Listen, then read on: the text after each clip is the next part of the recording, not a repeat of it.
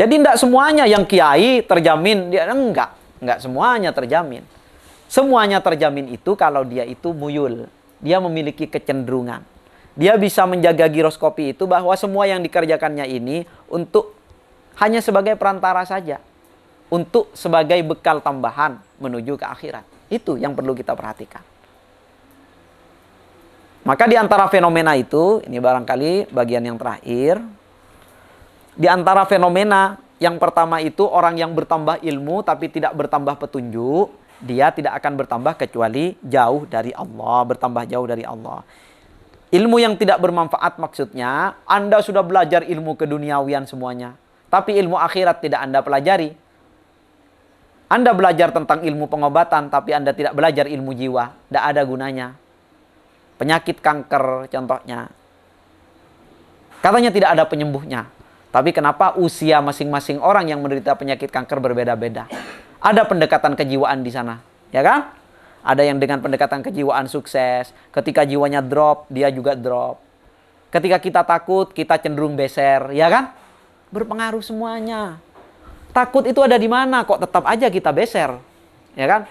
Kita biasanya kalau takut pasti deg-degan, ingin ke kamar kecil, ya kan? Ya semuanya kan seperti itu. Maka Anda mempelajari ilmu itu, cari kuncinya yang bisa mengantarkan Anda ke akhirat. Kalau ilmu dunianya ya bebas, Anda mau belajar apa aja. Dari teknik, pertanian, semuanya Anda pelajari. Tapi Anda harus pegang kuncinya. Kalau mau ke akhirat nanti, Anda pegang apa? Ya sesuai pangkat Anda lah masing-masing. Sesuai pangkat Anda masing-masing. Anda pegang kunci itu. Sesuai bentuk Anda. Kan di surga sudah disiapkan banyak itu pintunya. Jadi Anda pegang satu. Nyari ilmunya itu harus didapat yang ke atas ini. Ilmu dunianya oke dapat, tapi harus ada jalur tembusnya yang ke atas itu. Kok neku Arya Setong? Harus ada sebagai jaminan kelak. Kalau sudah Anda ada di akhirat nanti ya ilmu itu yang bermanfaat. Ditanya sama malaikat ya kan? Bro, ditanya gini kita sudah bergetar. Bergetar kita sudah, ya kan? Bayangkan gitu loh. Kita tidak ada persiapan untuk ke sana. Tidak ada persiapan. Kalau ada persiapan, yang ditanya bukan kita, itu nanti ruh kita kok. Dan ruh kita ada. Makanya dari sekarang, kita kelola itu. Karena dua-duanya berkaitan.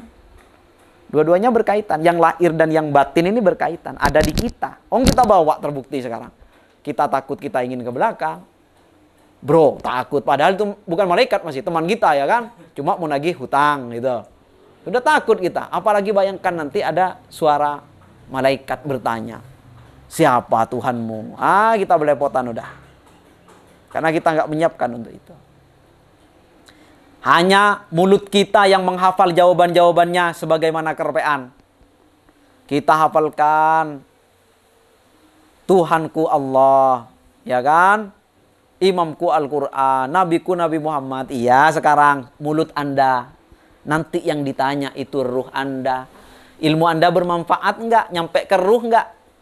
Kalau enggak nyampe gimana? Mau jawab? Yang menjawab bukan mulut Anda lagi.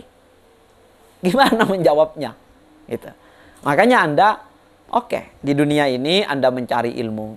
Semua jalan ilmu silahkan. Tetapi Anda harus mendapatkan petunjuk dari itu. Harus. Rahasia-rahasianya ya ini. Tapi kan kitab ini lebih tebal dari yang seharusnya kan. Dari yang seharusnya kita bisa kaji sekarang. Gitu.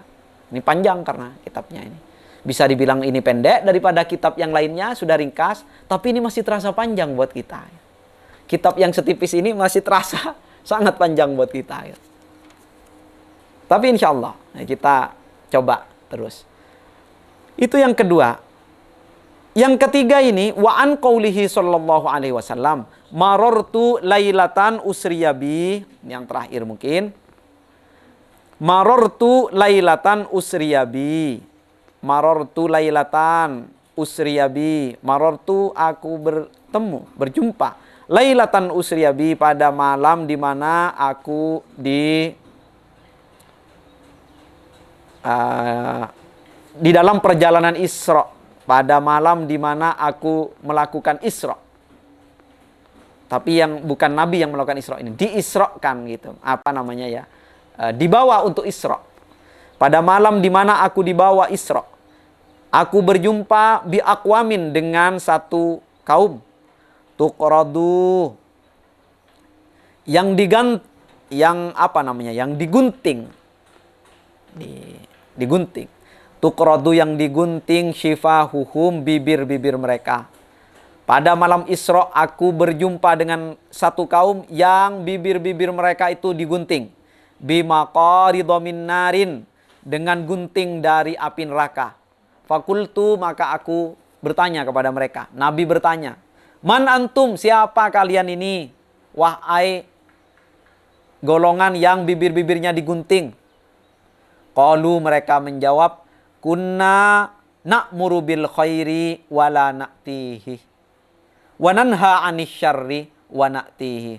Kunna, kami inilah yang dulu na'muru bil khairi, menyuruh kepada kebaikan, wala na'tihi, sedangkan kami sendiri tidak mengerjakannya.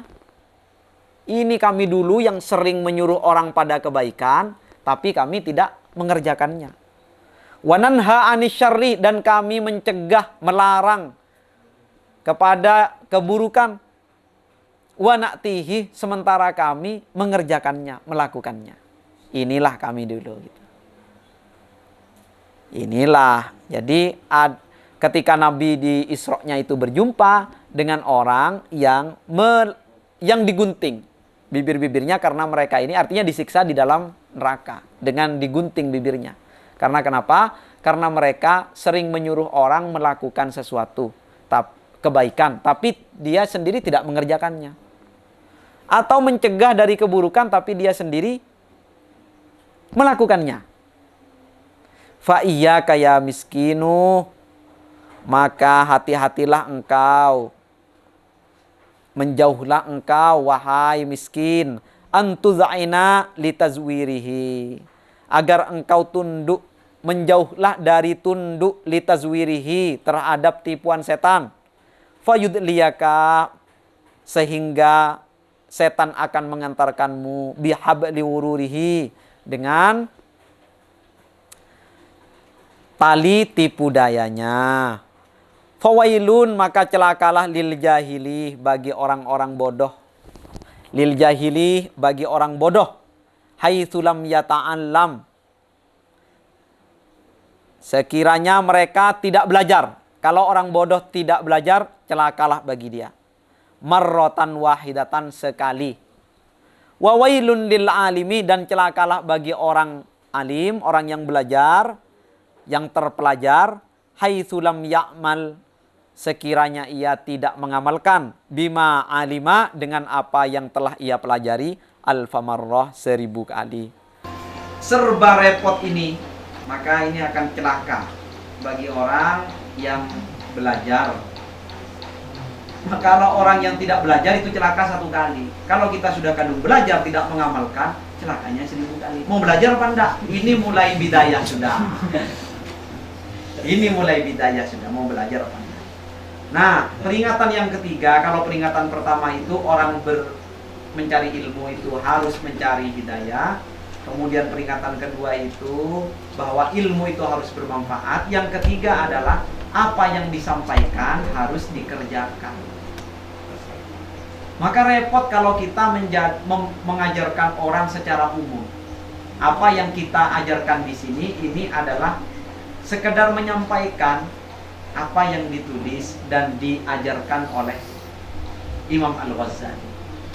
Jadi semuanya ini, selebih-lebihnya ini, itu memang perkataan saya, tetapi yang saya sampaikan itu kira-kira itulah interpretasi dari apa yang disampaikan oleh Imam Al-Ghazali. Karena bisa jadi saya sendiri tidak sanggup melakukan petunjuk-petunjuk yang disampaikan oleh Imam Al-Ghazali. Repot.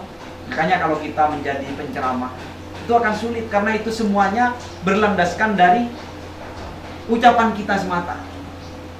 Kalau sampai kita tidak sanggup untuk menjaganya, kita tidak bisa menjalankan apa yang telah kita suruh dari kebaikan itu, atau kita tidak bisa mencegah kemungkaran yang selalu kita sampaikan untuk kita jauhi itu, maka betapa celakanya kita, betapa berdosanya kita.